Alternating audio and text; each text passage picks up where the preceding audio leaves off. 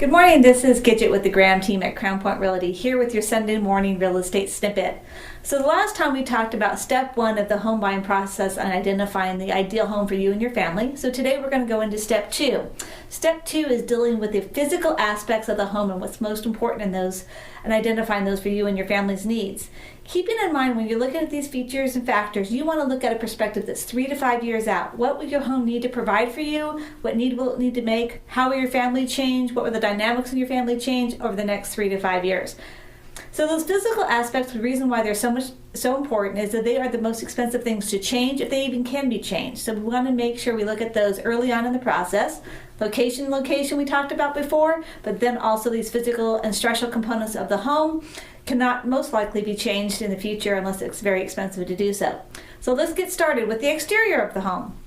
The most important factor on the exterior side is to talk about lot size. What do you need in the size or the yard of your home? Do you need to have a pool, or do you want to have room for a pool? Do you have kids that you need to have ability to play outside? Or you're saying, hey, look, I just really want low maintenance. I just want a small yard that can have a little room to entertain, but don't want to do a lot of upkeep. So identifying the size of lot that is going to meet your family's needs is the first important step. So then we're going to go into the interior of the home. We're going to look at the floor plan and layout. Let's start with the generic items. How many bedrooms do you have to have? How many would you like to have? How about the floor plan? Do you want it to be an open floor plan where you can free flow from the family room to the kitchen? Or does your setup more traditional and you want a more formal dining and formal living area because you entertain in that manner? So thinking about how you're going to live in the home and what you want the elements to be. Then there's the ancillary rooms. Do you want or need a home office, a loft, a casita? Do you need a downstairs bedroom because you're going to have a parent maybe coming to stay with you, or you want to have a home that is a single story or a two-story? That becomes a really big criteria in the home search process. Two-story homes are a lot more available, so if you're looking into the single-story homes only, you're going to be restricting yourself a little bit more, but many times that's exactly what you need, is that single-story home. Again, you want to be looking at what's going to be changing in your life in the next 3 to 5 years. The other aspect in the home is the car garage. Do you need a 2-car garage or 3-car garage? What is your need versus your preference? You want to identify those.